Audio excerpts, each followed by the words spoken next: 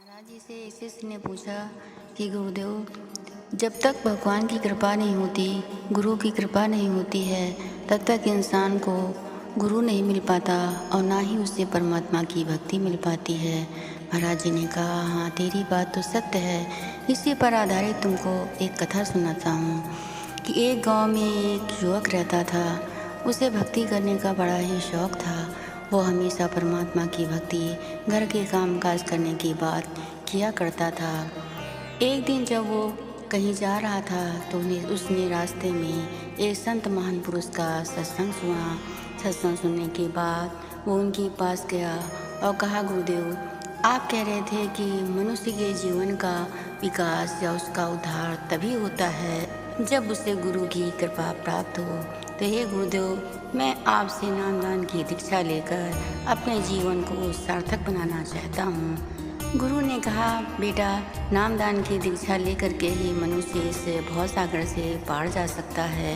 इसलिए गुरु ने उसको नामदान की दीक्षा दी और समझाया कि प्रातःकाल और सायंकाल तुम्हें भगवान का स्मरण भजन करके अपने जीवन को सार्थक बनाने का कार्य करना होगा। उसने कहा, ठीक है गुरुदेव, जैसा आपने उपदेश दिया है मैं उसी के अनुसार कार्य करूँगा। इसके बाद वो अपने घर वापस आ जाता है और घर आकर के वो धीरे धीरे अपने घर के सारे काम करता, लेकिन गुरु के आदेशों का पूर्णतः पालन करता।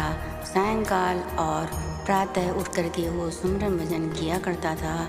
एक दिन उसकी पत्नी ने कहा कि मैं सोचती हूँ कुछ ब्राह्मणों को भोजन करा दूँ।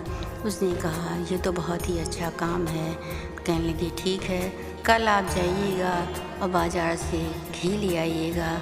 उसने कहा, ठीक है, मैं तुम्हें कल घी ला करके दे दूँगा। उसकी पत्नी ने सारे ब्राह्मणों को, अन्य लोगों को भोज के लिए बुला लिया।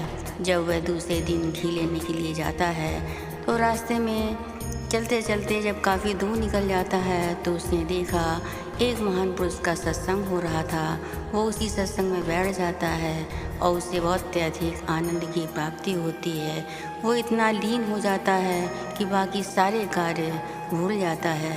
जब गुरुदेव की आँख खुलती है तो उन्होंने देखा कि हमारा शिष्य तो ध्यान में इतना अधिक लीन है, तो जो घर में कह के आया है वो कार्य कैसे होगा। इसलिए गुरुजी ने ब्राह्मण का रूप धारण किया और उसकी पत्नी के पास जा कर के उन्हें घी दिया और कहा, ये घी तुम्हारे पति ने भेजा है और उन्होंने कहा है मैं थोड़ी देर के बाद आऊँगा।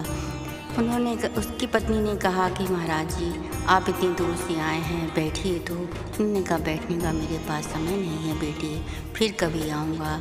इतना कहकर वो वहाँ से चले जाते हैं। यहाँ पर उनकी पत्नी ने भोजन की पूरी व्यवस्था की, सभी लोगों को भोजन कराया। सत्संग समाप्ति के बाद जब उनके पति को होश आया तो उन्होंने देखा कि रात हो चुकी थी। सोचने लगे, अब मैं घर जाऊँगा तो हमारी पत्नी मुझसे क्या कहेगी कि इतनी रात हो गई है तब आप आ रहे हैं, जबकि मैं सारे लोगों को भोजन के लिए बुला चुकी थी।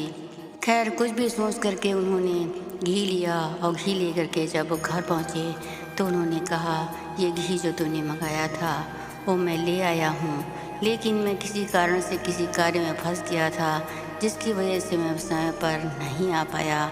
उनकी पत्नी ने कहा, फिर से आप घी ले आए हैं? अरे इसके पहले तो आप घी भिजवा चुके थे। कहने लगे, मैंने भी कब भिजवाया?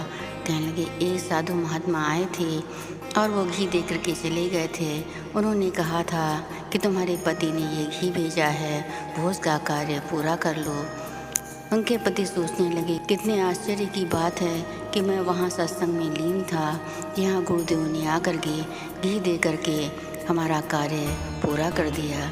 जब वो भोजन कर चुके तो उन्होंने अपनी पत्नी से कहा, बहुत दिनों से मैं एक बात तुम्हें बताना चाहता था जो मैंने तुमको नहीं बताई है। मैंने संत महान पुरुष से गुरु दीक्षा ले ली है, इसीलिए मैं प्रातःकाल और सायंकाल सुमरन भजन में लीन रहता हूँ।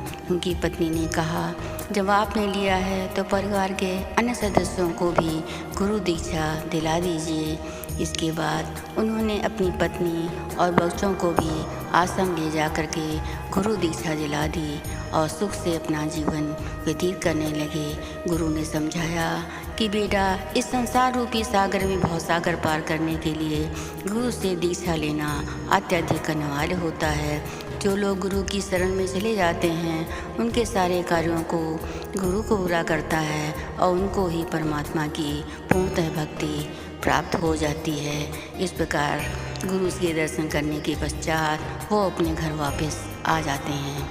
महाराज जी ने कहा, संसार जगत में रहने वाले जो भी मनुष्य गुरु पर विश्वास करते हैं, परमात्मा पर विश्वास करते हैं, श्रद्धा रखते हैं, उनके कार्यों को पूरा करने के लिए गुरु या परमात्मा किसी न किसी रूप में आकर के उनके समस्त कार्यों को पूरा करता है।